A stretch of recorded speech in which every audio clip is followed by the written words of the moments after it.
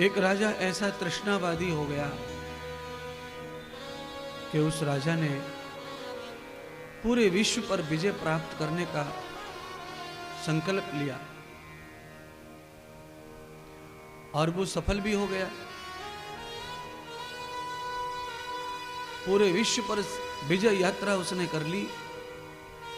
केवल एक छोटा सा राज्य, एक छोटा सा राजा रह गया था। 90 प्लस राजा ने जीत लिया था दुनिया को। वो छोटे से राज्य को भी जीतना चाहता था।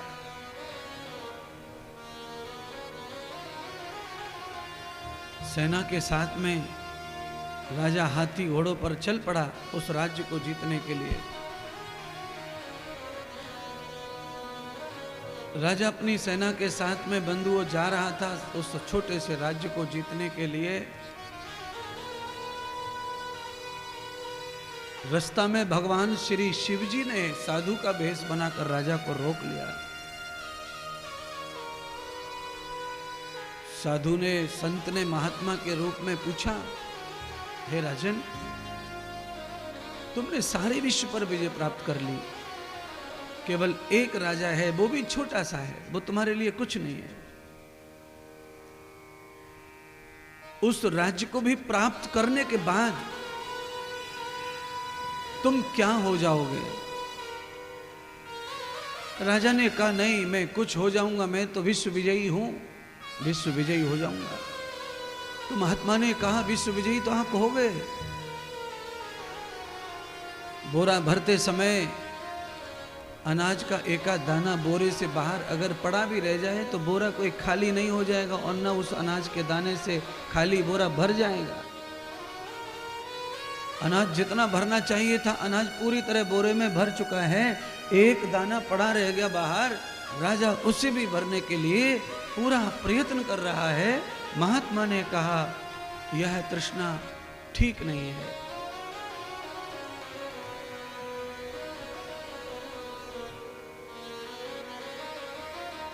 इस तृष्णा से आदमी नरकगामी बनता है, वो नरक में चला जाता है।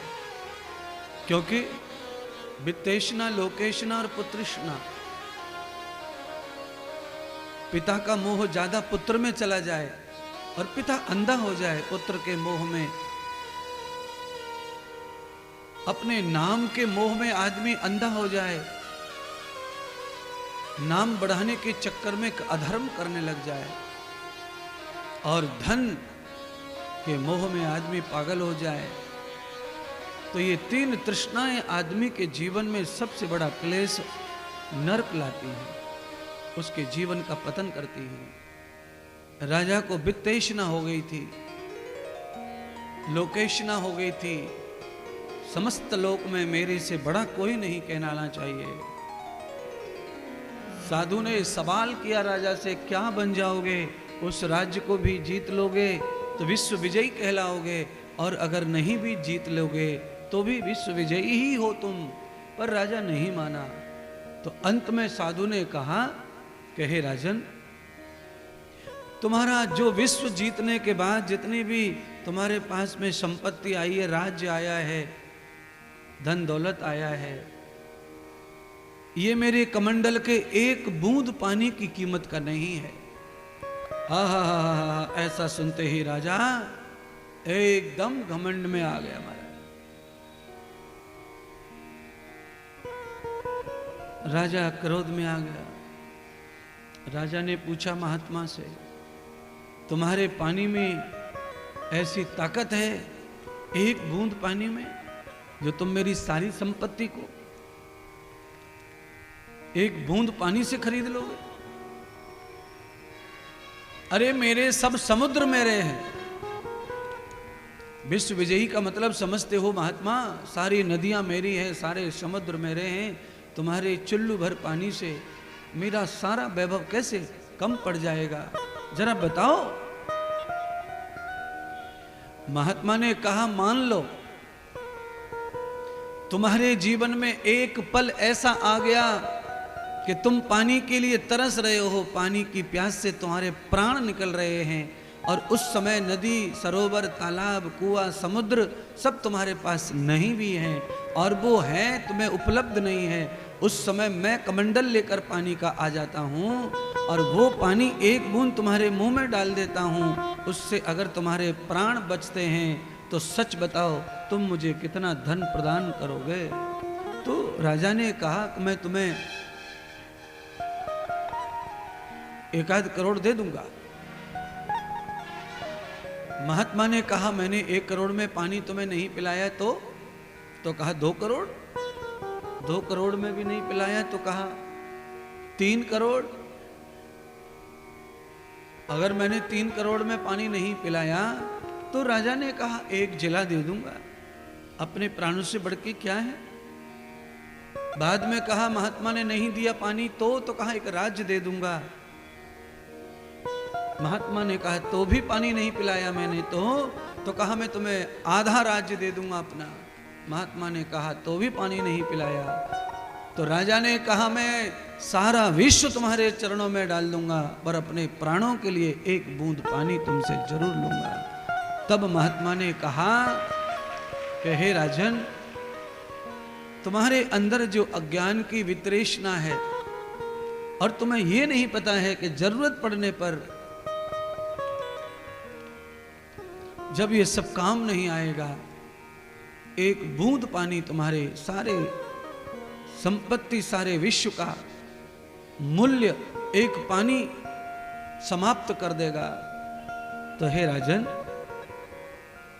फिर क्यों इस तृष्णा में पड़े हो और व्यर्थ का संसार इकट्ठा कर रहे हो। बंधुओं, कोई आदमी कितने भी मठ मंदिर बना ले, कितने भी गाड़ी बंगले प्लॉट खरीद ले, अगर उनमें परमार्थ नहीं चल रहा है तो वो मूर्खता है, अज्ञानता है।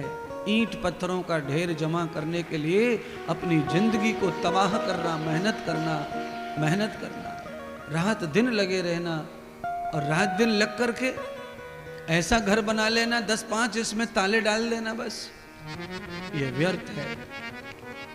अगर मठ मंदिर के लिए कोई साधु मेहनत करता है धन के लिए, और उन मठ मंदिरों में अगर सेवाएं चलती हैं, रात दिन दरवाजे अगर खुले हैं सबके लिए, तो वो मकान ठीक है, मेहनत ठीक है।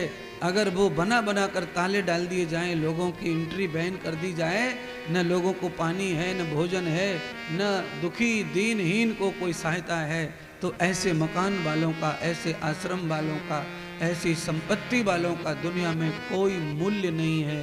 बंधु, आप लोग ऐसी भूल मत करना।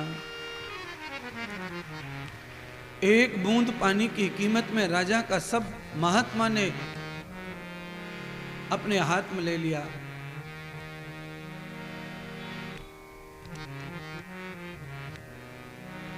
और सच में अपने और पराये की पहचान करने के लिए ऐसे दृष्टांत बताए जाते हैं।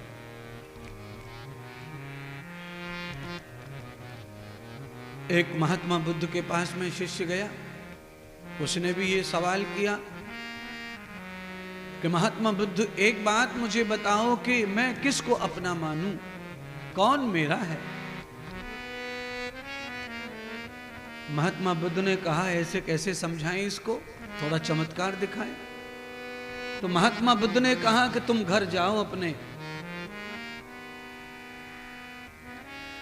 और घर जाकर के तुम बैठो। महात्मा बुद्ध ने ऐसी कोई दवा दे दी उसको कि घर पे जाकर के उस दवा खा लेना, तो उसने खा ली। अब दवा खा ली तो वो मूर्छित हो गया। अब वो मूर्छित हो गया तो गैरहोशी में उसका जितना भी धन, वैभव, बैंक बैलेंस, मोबाइल में टोटल, पासबुक में टोटल, वो सब तो धन तो पहले ही गायब हो गया। आदमी मूर्छित हो जाए तो उसे नहीं पता रहता कहाँ क्या रह गया। जो उसकी पत्नी थे, बच्चे थे, माँ थी, पिता थे, वो सारे लोग वहां जमा हुए। महात्मा ने सब समेट लिया, उसका पासबुक वगैरह, थोड़ी देर बाद उसे जब होश आया, तब उसने देखा, महात्मा ने पूछा, तुमने पूछा था ना कौन तेरा है? तो देख, जैसे ही तू बीमार हुआ, मूर्छित हुआ, तुझे होश नहीं रहा, तो सबसे पहले जिसके लिए तूने ज्यादा जान झोंकी थी, वो पैसा तेरे हाथ से 1 सेकंड में गायब हो गया, भाग गया तुझे छोड़कर। न तुझे चाबी का पता, न मोबाइल का पता, न बैंक बैलेंस का पता, तुझे कुछ नहीं, सब तेरे हाथ से गिर गया था। तेरी पासबुक भी गिर गई थी।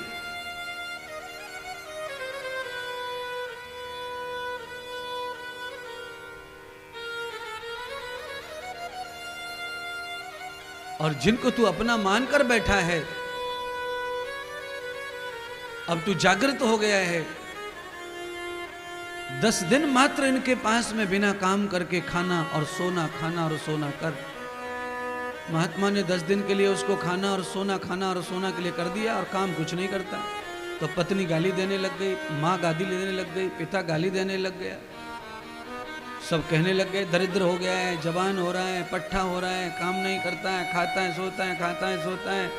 अब तो महात्मा ने 10 दिन के बाद आकर कहा, फिर देख ले, पत्नी है ये तेरी, जिसके लिए तू पूरी दुनिया से लड़ मरा था, अपने माता पिता से भी लड़ पड़ा था, ये तेरी माँ है, ये तेरा पिता है, ये सब क्या है देख ले। भगवान साधु कहते हैं, उसने पूछा महात्मा बुद्ध से कि मेरा कौन है, मैं कैसे समझूं? तो महात्मा बुद्ध ने 10 दिन का ये प्रयोग किया, और 10 दिन में ये प्रयोग करके बताया कि तेरा कोई नहीं है, केवल तेरा कर्म ही तेरा साथी है, बाकी संसार में सब स्वार्थी है। आप इस पंडाल में किसी के मन का मत कीजिए, वही रूठ जाएगा, वही नाराज हो जाएगा। ये जो लोग आगे आकर के बैठ गए ना, इनको आप उठा करके पीछे बैठने के लिए कहो। मैं चैलेंज देता हूँ, ये गुरुजी को भी भूल जाएंगे, कथा को भी भूल जाएंगे, शिवरात्रि को भूल जाएंगे, और आज की ये कथा नहीं सुनेंगे, ये सीधे जाएंगे रोड पर, चाट खाएंगे और घर जाएंगे। केवल आगे से पीछे बैठने के लिए बोल दो, एक भी कथा नहीं सुनेगा। गई कथा काम से, गई श्रद्धा काम से। क्यों?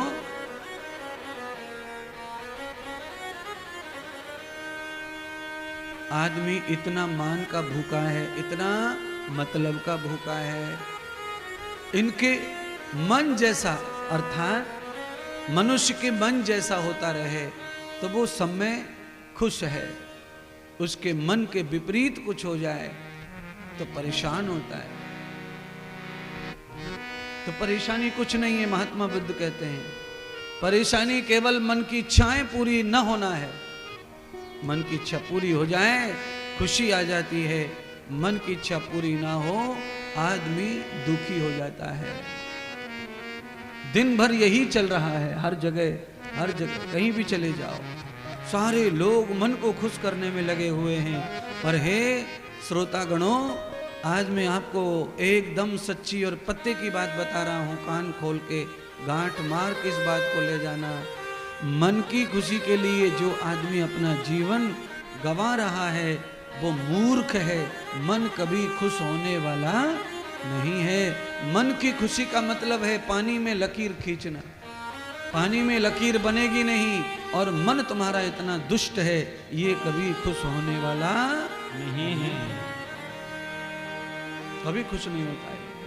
आप कितना भी लगे रहो, ये मन कभी खुश नहीं होता है। क्यों? क्योंकि मन का कोई धर्म नहीं है। संकल्प करता है, विकल्प कर लेता है, विकल्प करता है, संकल्प कर लेता है, संकल्प करता है, विकल्प कर लेता है। अरे मन के संकल्प को सिद्ध करने के लिए आत्मा को भी कसौटी पर उतरना पड़ता है। आपकी परीक्षा होती है। आपको एड़ी चोटी का जोर लगाना पड़ता है, तब जाके मन का संकल्प पूरा होता है। ये आदमी को थकाता है। क्यों? मन स्वामी बन बैठा है आदमी का। शास्त्र कहते हैं कि स्वामी तो आत्मा है, आदमी आत्मा, स्त्री आत्मा, ये मन का स्वामी है। और संस्कार बिगड़ जाने के कारण मन स्वामी हो गया है और आत्मा मालिक जो है वो दास बन गया है। और मालिक दास कब बनता है? जब मालिक के अंदर कमियां आने लग जाती हैं, मालिक जब बहने लग जाता है विषयों पर, तो फिर मन उसको त्रास देता है, ब्लैकमेल करता है। और जब मन ब्लैकमेल करता है तो मालिक त्राही माम त्राही माम त्राही माम करता है और मन की बात मानता है। मन की खुशी के लिए मन जैसा कहे वैसा करता है। ये पूरे संसार में चल रहा है।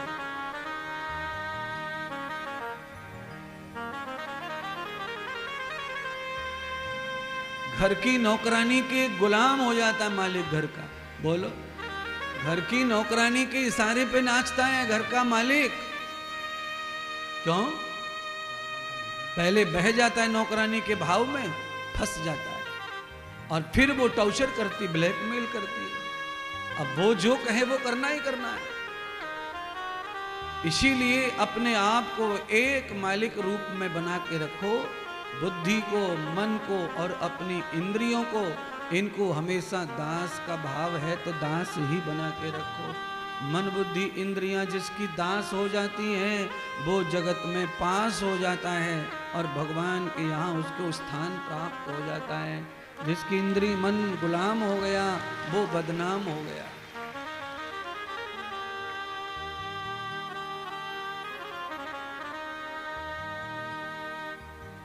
आप कल्पना के साथ चलते रहिए।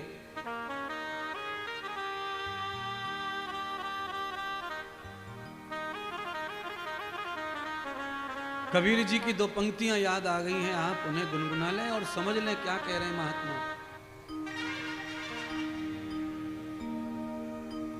राम रस पी ले रे पिलावे तेरा गुरु ज्ञानी, पिलावे तेरा गुरु ज्ञानी, ओ पिलावे तेरा गुरु ज्ञानी। राम रस पी ले रे पिलावे तेरा गुरु ज्ञानी, राम रस पी ले रे पिलावे तेरा गुरु ज्ञानी। राम रस आउटर कम करो, आउटर लेवल कम करो, बढ़ाओ मत।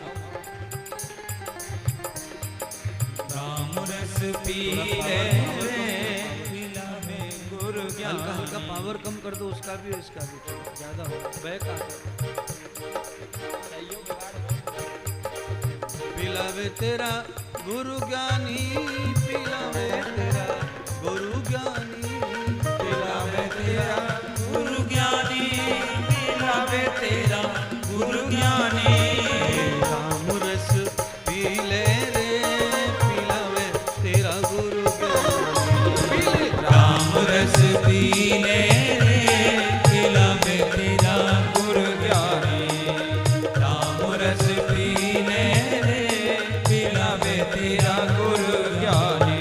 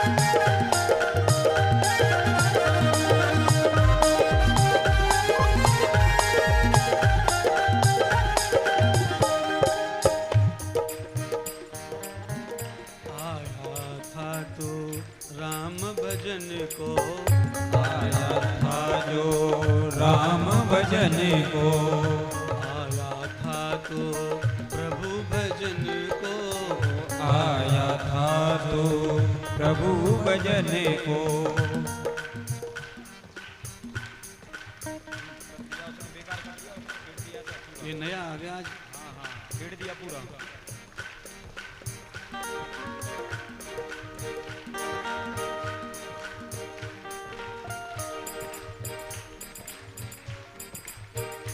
आया था तो राम भजन को, आया था भजन को। हो गया तू नादान, हो गया तू नादान, बतावे तेरा गुरु ज्ञानी, बतावे तेरा गुरु ज्ञानी। राम रस पी ले, बतावे तेरा गुरु ज्ञानी। राम रस पी ले रे, बतावे तेरा गुरु ज्ञानी।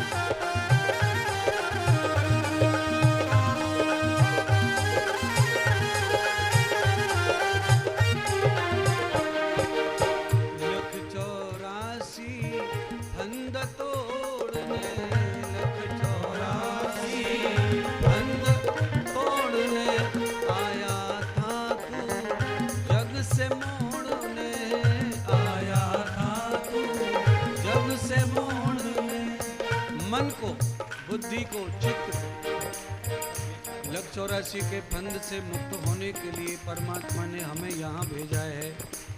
और इस मन को संसार में न लगाकर संसार बनाने वाले में लगाने के लिए परमात्मा ने हमें यहाँ भेजा है। कोई भी मालिक अपने एक नौकर को कहीं भेजता है तो वो अपने काम के लिए भेजता है। नौकर के काम के लिए तो छुट्टी देता है, जाओ काम करो चाहे मरो, ड्यूटी पर मरोगे तो हम जवाबदार हैं। पर हो क्या रहा है, भगवान ने भेजा है अपने काम से, और यहाँ आकर के हम दूसरों के काम, माया के प्रपंच के कामों में अपने आप को दबा के फंसा के परमात्मा से दूर करते चले जा रहे हैं। कबीर जी कह रहे हैं ये नहीं होना चाहिए, उल्टा हो रहा है। बतावे तेरा गुरु ज्ञानी, बतावे तेरा गुरु ज्ञानी। राम रस पी ले रे, पिलावे तेरा गुरु ज्ञानी। राम रस पी ले रे, पिलावे तेरा गुरु ज्ञानी। राम रस पी ले रे, पिलावे तेरा गुरु ज्ञानी। राम रस पी ले रे, पिलावे तेरा गुरु ज्ञानी। सतगुरुदेव भगवान की जय हो, शिव महापुराण की जय हो। जय जय श्री राधे। नमः पार्वती पतये, हर हर महादेव। भगवान श्री सूत जी ने